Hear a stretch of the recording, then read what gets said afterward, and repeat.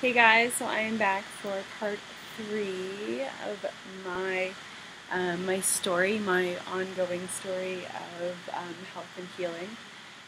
So just to recap, so I had a past as a child of eating some pretty crappy processed foods. I did like healthy foods, but convenience foods did take center stage as presented with any child.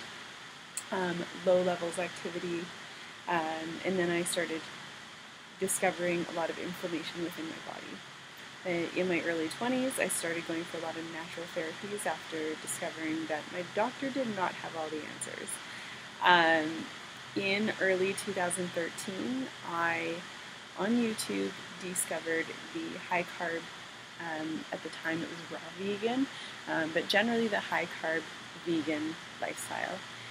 And it seemed like it freaked me out because it seemed like a bit of a miracle, because it really it sounded like it had answers to all of my issues altogether, whereas for the previous years I almost just gave up on it. There was so many different things that were contradicting each other. I wanted to eat all plant foods, but I felt like crap trying to do a can't eat it diet, and I had the can't eat it issues. I had this bloating, I had digestive trouble, I had depression, and all this stuff. And it was really exciting for me because it had eating delicious foods. It was, for the most part, pretty easy to do gluten-free.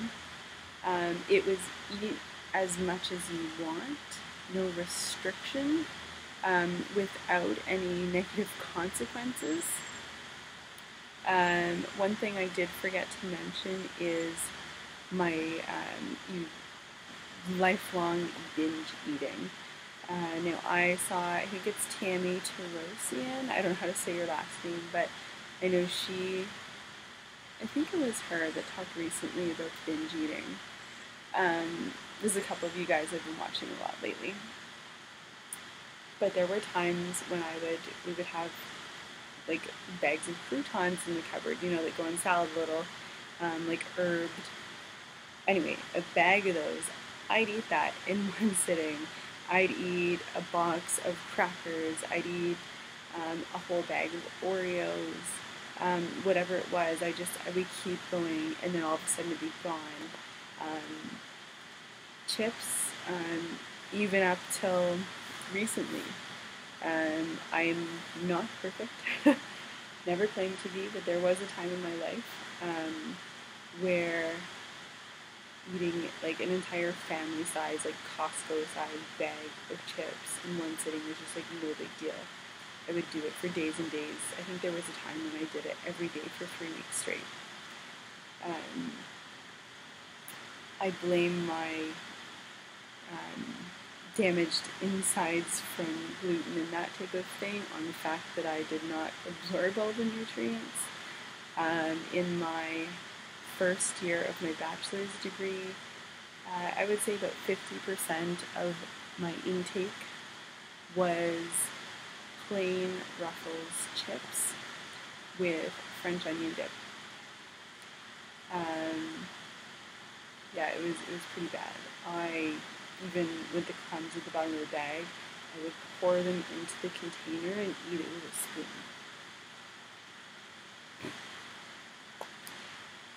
So there's been a lot of change, and this was in, as I talked in my part 2 video, this was in between the times of flux, between me being on like raw food, vegan, really clean, and then moved back to this.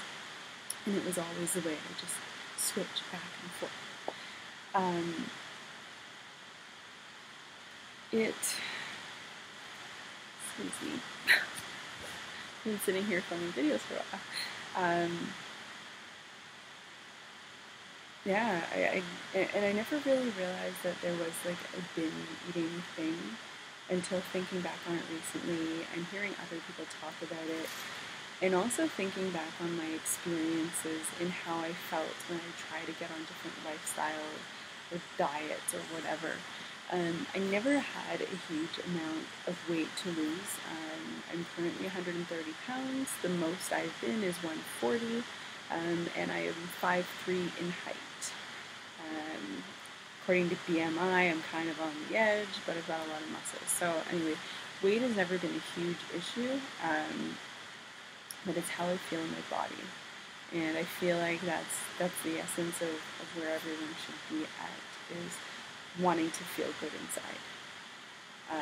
So with the binge eating, this was another thing that I discovered with the high carb vegan, is that I could eat a lot of something. And when I started eating a lot of whole plant foods, I didn't need to eat as much.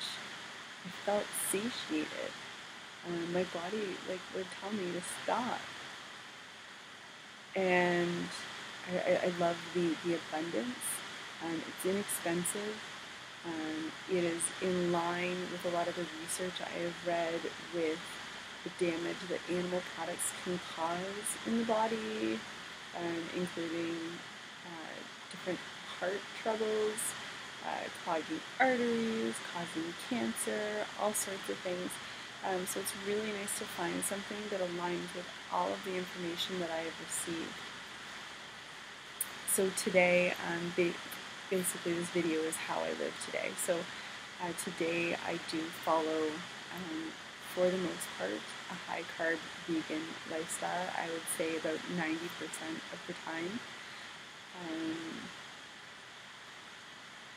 I am still working on perfecting it, being able to say that I eat every single meal that way. I do not, but I do really well. This morning I did oats with blueberries and sugarcane syrup as my sweetener, because it's cheaper than maple syrup, and it's what I have. So I had frozen blueberries, and then I just did a couple, a bunch of mango through Yonanas, and I made a mango sorbet, and that was delicious. And I'm just cooking some other stuff now. I am doing some processed, relatively high-carb vegan foods right now, just to have as I'm balancing my schedule. Another important part for me, because of my background with depression and just mental fluctuations, is I keep my cardio up. Now I know this is part of the Rato 4 lifestyle, is to have physical activity, and it should be a part of every single person's lifestyle, but especially for me, I wear a heart rate monitor, and I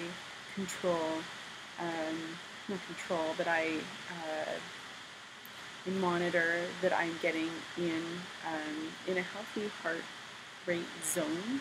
I'm not sending it too high where it brings my body into stress, and I'm not keeping it too low where I'm not getting the positive effects of the body creating the good, feel-good chemicals. So I do approximately 5K every day, and I'm thinking about switching things. So I did my 5K yesterday. Today I did not. I teach tonight at a gym, and I think I'm actually going to throw my running shoes on, and I was really inspired by Rice and Raw's video that I watched earlier this week. Actually, I watched it today, and you're not going to see this video till Wednesday, so I was inspired this morning. She put a video about her lower body, like her legs and glutes routine, and I was like, oh, it feels so good to do some squats. So I think I'm going to do that tonight, which is really exciting. I have some new shoes ready to go, so I'll teach my class, and then I'll do that. So following a high-carb vegan lifestyle, what I do, I eat a lot of fruit. If you think about what are the first foods that you would feed a baby,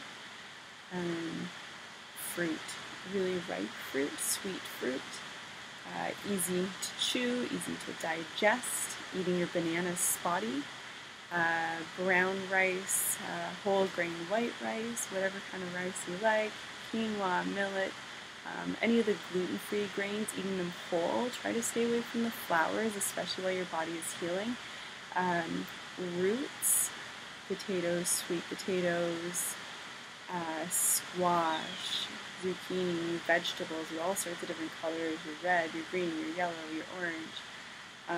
Try to get foods of every color in your body every day, and pick those things that you really look forward to eating. And you'll notice that your taste buds change.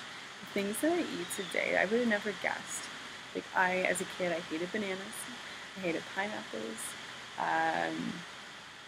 I did not like papaya. Kind of freaked me out for a while, and I just discovered that I absolutely love papaya.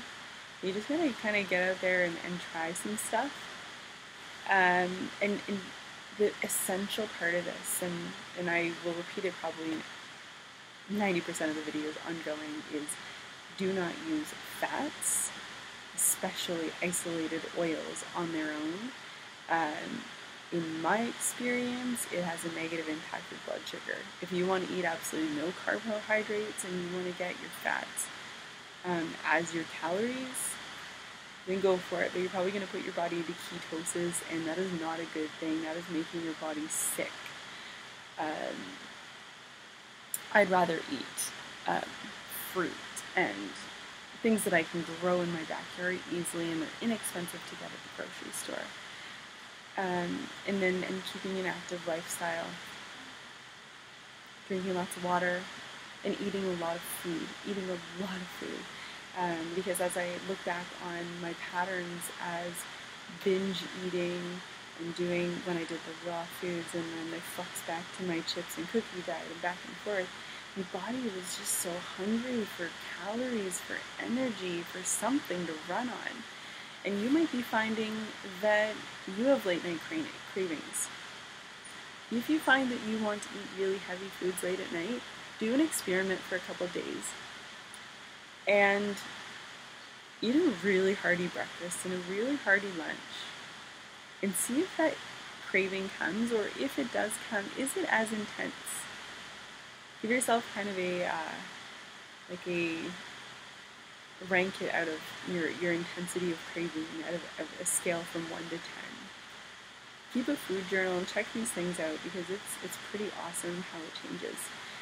So anyway, it was a little bit for you and a little bit of my story, about how I live today. So I would say 90% of myself, high carb vegan, keeping really active, and eating lots of food, eating lots and lots of food, and for the most part, so this is me, it's almost 4 o'clock in the afternoon. This is my stomach. This is me relaxing my stomach. It's me sitting down. So for a time in my life, I was about out to here. Not joking. So it's not bad. Anyway, maybe I'll add some pictures at the end of this video, and then you can see my before and after.